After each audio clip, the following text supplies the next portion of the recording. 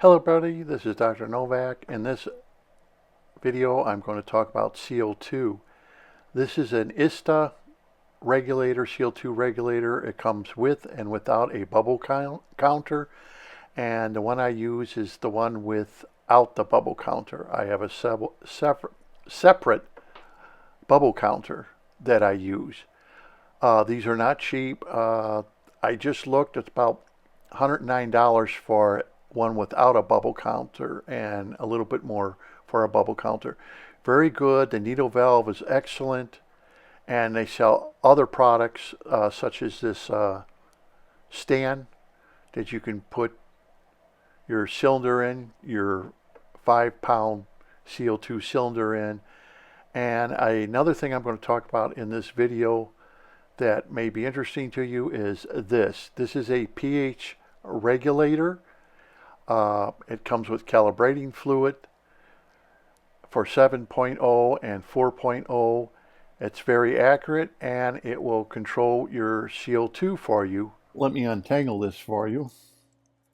But this is the pH probe, and it comes with a very long cord. And these can be recalibrated for several times and last for several years. You may not have to buy a new probe for quite a few years. This one is a ISTA probe, and this can go in your sump or it can go into your aquarium. Sometimes if you put it in your aquarium, you'll be reading the exact pH, and it hooks up down at the bottom here like this. And all pH probes use this connection, like this bagnet connection that you see here. They all use it, so no matter who you buy your probe from, it will hook up to this controller, this pH controller. Okay, so the next thing here is your plug-in, and this is where you would plug in your solenoid.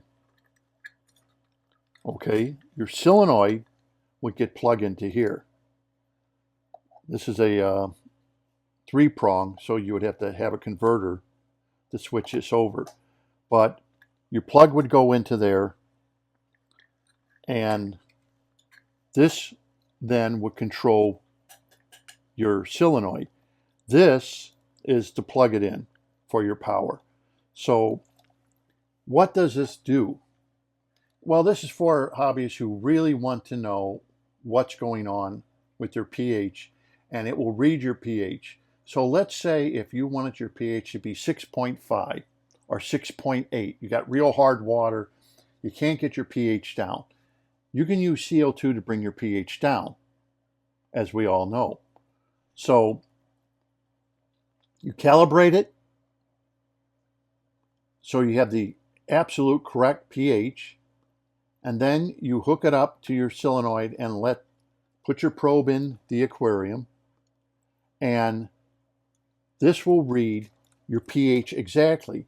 Now, what I found out when using this, let's say I got my pH to 6.8 or 6.5 using this. When I look at this, the drop checker, it's still blue. It should be green.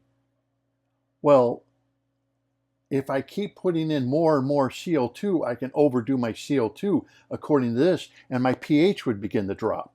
You understand what I mean? This is still showing blue when this, with a pH of, I think in Illinois we had a pH of 7.8. And this would drop it down to 6.8, for the discus. But when I use this, this is still showing blue. So it's saying that I don't have enough CO2. But in reality, I have enough CO2 because this is showing me that my pH is all the way down to 6.8 or 6.5 or whatever I wanted to bring it down to.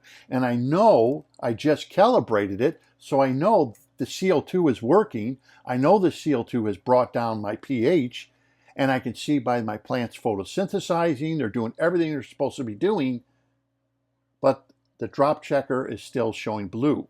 This is how people get themselves in trouble, because the drop checkers, from what I have seen, they're not very accurate. Not when you compare them to a pH meter like this. It's actually reading the pH out of your aquarium. And if you have hard water, this is great if you're trying to get your water pH down to help bring it down. Now, once the CO2 shuts off, okay, you'll see your pH bounce right back up to 7.8.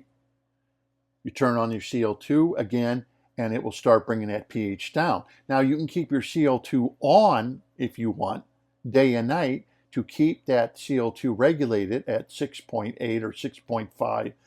You can keep it on day and night, but you're going to use more CO2. Okay. But this also has another problem, because if people already have a low pH to begin with, okay, and then you're going to start adding CO2 to your aquarium, you're going to drop your pH, and this will tell you that you're dropping your pH too low. And this is where we can come up with a crash on a system that people says, I was using CO2 and I lost all my fish.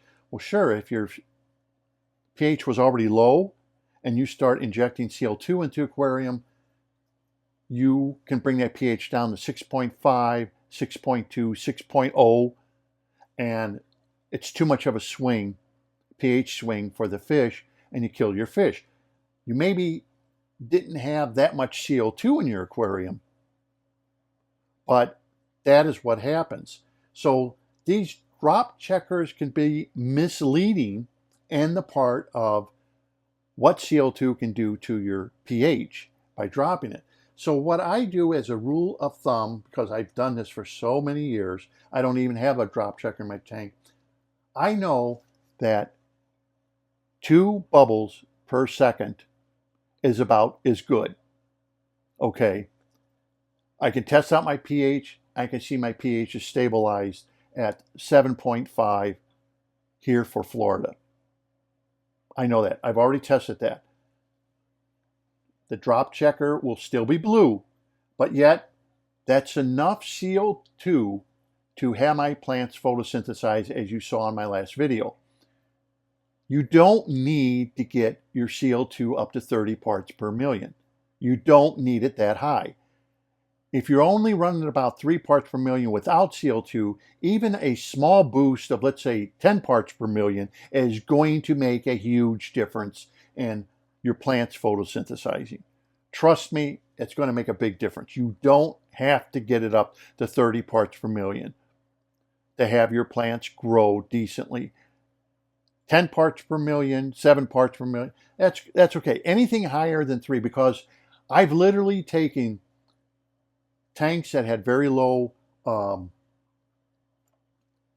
CO2, like 3 parts per million is about normal, 2, 3 to 5 parts per million is normal for an aquarium. And I've literally, like this, my 20-gallon tank, I've literally opened up the window so we can get 100% sunshine. Even with that low pH, all the plants will start bubbling and start photosynthesizing. Even at that low level, with that extreme light. The problem is, you get a compromise of, you're going to now have algae with that direct sunlight, because that direct sunlight can be as high as 18,000 lux going into a little 20-gallon tank. Using the Fulva 3.0 light, you can control how much light's coming into your aquarium, and you can control what spectrum you want to come into your aquarium. Like I said before, I take out the blue and I knock down the reds. Now we just have the spectrum that actually makes your plants look green, but also will excite the plant to have photosynthesis to produce, its amino acids and its foods just by that. So that proves that even at a low level with a bright enough light, you can have your plants photosynthesize. That's why a lot of people say, oh, my plants, they do great and I don't use CO2. But I found out that CO2 is the easiest way to go. Another thing I want to tell you is, don't buy a tank. Tanks are like $60, $70. Most places where you can get your CO2 is very easy. Go look up a welding shop. Okay, a place that sells welding supply, welding shop. We got them here in Florida. We had them back home. They're all over the place. You know, every company has to weld, so they all need oxygen. They all need CO2. They all have gases and stuff they sell for professionals. You go in there. I think you can get a tank and your CO2. There's an initial cost of, it could be $100. I'm just saying. If you buy a tank, a lot of them will not fill it. You may have to wait. Some of them say, oh, we could fill it, but it'll take 3 or 4 days. Then you have to wait and then go back. Just take their tank, and I'm going to tell you why. Here's a lesson learned. Those tanks have to be pressurized and regulated according to law. In other words, the tanks, so they don't blow up on you, have to be retested every so many years. There's a number on your tank on the very top, and it will tell when it was tested. If you walk in to one of those places to have your tank filled, they check those numbers every time they fill it. If they see the number is expired, they're going to tell you, now you have to have this tank regulated and you got to pay for it. You may have to pay to have a tank tested, whatever the price could be. It could be $20, it could be $50, whatever it is. If you take a tank from them, okay, they take the responsibility of testing it and making sure the tank is right and working properly. Okay, you don't, they do.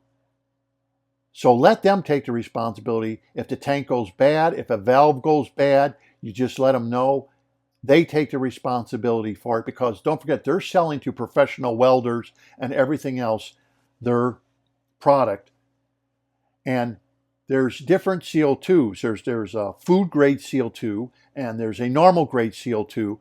Just get the normal grade. You don't have to pay extra for a food grade. Some of them may only have food grade CO2, but in aquarium you don't need it. You can just use your normal welding grade CO2 for an aquarium.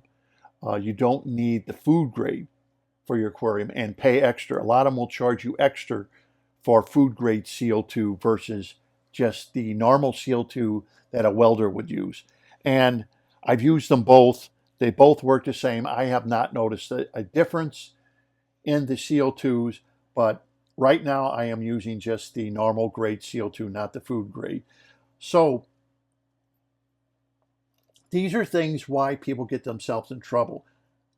Drop checker may make you add way too much CO2 in your aquarium and drop your pH too low, and you'll have too much of a fatal pH swing for the plants and the aquarium fish. Plants are constantly trying to keep a pH of 7.0, a neutral pH. Sometimes a fatal swing like that in the pH will also start destroying your plants, causing them to die. So you have to keep your pH controlled, and sometimes adding way too much CO2 will do that. So it's better to add a little CO2 and be on the side of caution than adding too much CO2, but just because somebody told you it has to be 30 parts per million, and end up with all kinds of problems. So I would recommend, no matter what size tank you have, start out. If you have a small tank like I have, little 20 gallon, I'm using 2 bubbles per second, and this is a 20 gallon. And I have slow growing plants. I would start out with no more than 1 or 2 bubbles per second and let it go. See what it does after a couple of weeks. Okay? If your plants are photosynthesizing, they look like they're growing, they got bubbles all over them, leave it. Don't be screwing around set it up to 3 bubbles per second or 4 per second, because your drop checker is still blue. Don't worry about it. As long as you're getting higher than what the aquarium needs, in other words, if it's only 3 parts per million, if you raise it up to 7 or 8 or 10, that's good. You won't get yourself in trouble. And this is why people become scared of CO2, that, oh, I heard this and somebody wiped out their tank. Yeah, I've seen that. But stay on the side of safety. You'll never have a problem then. I mean, I have a little 20 gallon with slow growing plants, 2 bubbles per second. If you have a 75 gallon, 100 gallon, you may have to increase that to maybe 3 bubbles per second. Okay, but this then will tell you if you're starting to drop your pH. The more bubbles per second you're going to start dropping that pH, the more, or what I should say, the easier your CO2 can become impregnated with the water, the easier it will be to drop pH. And then a pH meter like this will really come in handy to let you know that your pH is dropping and where you want it. Okay?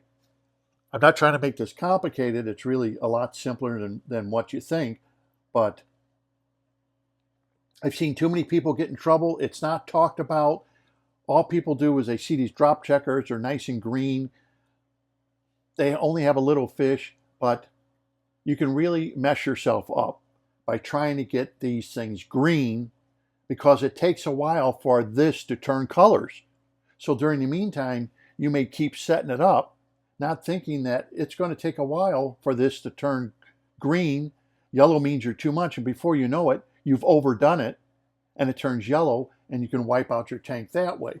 So a little in this case is better than a lot. Do you use less and you'll be a lot safer than using more, unless you're going to start using sophisticated equipment like this.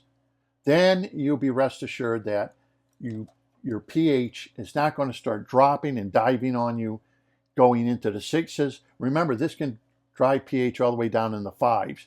You definitely don't want that. Not even discus want that. The probes are easy to clean. They're easy to recalibrate. They give you calibration fluids for it, for your 7 and your 4. And you calibrate them, you clean them. Clean them once a month real good. Off. I clean them up with cold water, alcohol, make sure I clean everything off. If there's any algae or anything, I lightly clean it. And then I recalibrate the probe and put it back in the tank.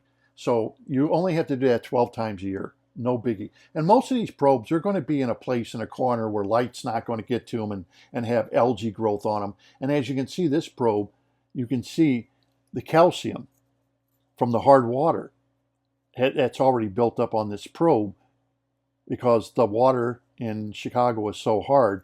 You can already see the calcium deposits building up. And CO2 is also used in calcium reactors to break down calcium. So I don't think that's used as much today in saltwater aquariums as they were years ago, where people had calcium reactors and would literally inject CO2 into the calcium reactors to start breaking down the calcium. But that's what happens when you start doing CO2. It starts breaking down the calcium and your pH will start dropping. So instead of being scared of the CO2, you shouldn't be. It's really simple. Even if it gets up a little bit, I can't emphasize that enough. It's better than having none at all. And you will notice a huge difference in your plants. But then again, if you have any questions, if you decide what regulator to get, like I said, I use the ISTA regulator because it's the simplest. I've had it now over 4 or 5 years. I've been using it. It works fine. It's easy. I haven't had a problem with it. Like I said, the Milwaukee I have here, I had a problem with it. It actually got stuck on me. You don't want that. I haven't had a problem. This one, I don't know what make this is. It's an older one. Like I said, this is from the 90s. This is what we had to use. And never had a problem with that one, except for the needle valve is not as good as the needle valves that they put on today. So because this is so old, but it still works. In an emergency, I could throw this on, but this thing really hums. And the new ones are a lot quieter. The needle, the whole solenoids are a lot quieter. So I hope this helps you if you decide you want to use CO2.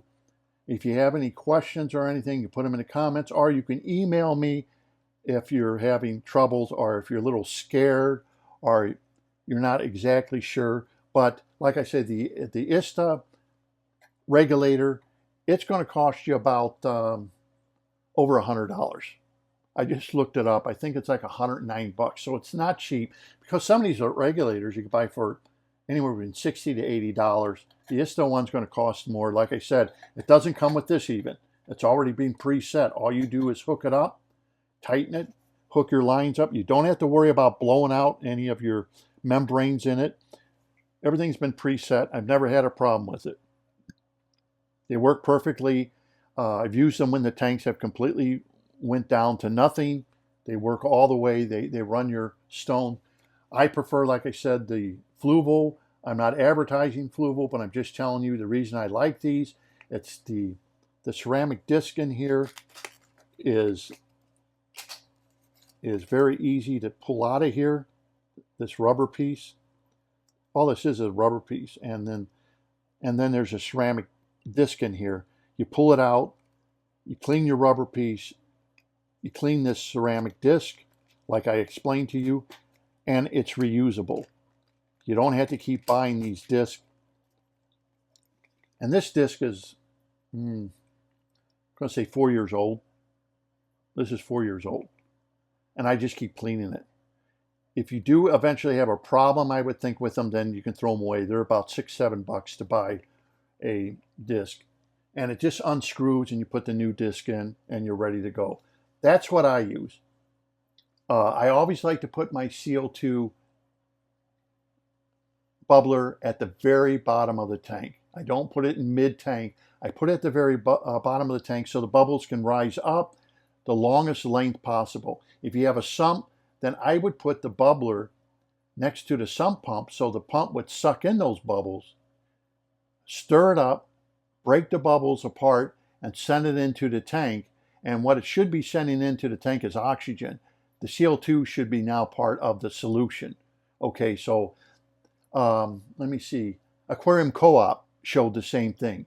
He had a CO2 bubbler and he put it right next to his pump that went to all his aquariums, and that way that pump sucked in the CO2, would stir it up and send it off to all his tanks to feed his tank CO2. So if you have a sump, that's the way you would do it. If you have an aquarium like mine that doesn't have a sump, you would put the CO2 stone in the aquarium and put it at the very bottom, as low as you can, so it can rise and take a long time to try to get that CO2 to expel out into solution.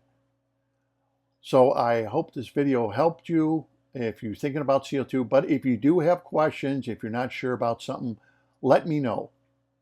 I'd rather have you ask me a question or send me an email than I would have if you're not sure what you're doing and mess up, because you will notice a big difference in plant growth. And with the right lighting, you'll have a lot of fun, and it just is another avenue to this aquarium hobby. I know there's people who say I don't use CO2, but why not? It's there. It's a fertilizer. You add fertilizer to your aquarium, it's a fertilizer. Read your Amano books, and he explains all about why he started using it and how it makes a big difference. All Amano's tanks use CO2, and his tanks are beautiful. No one's going to question that. So CO2 will help get your plants going, accelerate, make them bigger, and help clean your water also. Because if your plants are working hard, they're going to help clean up your water. So until next time, this is Dr. Novak. Thank you for watching.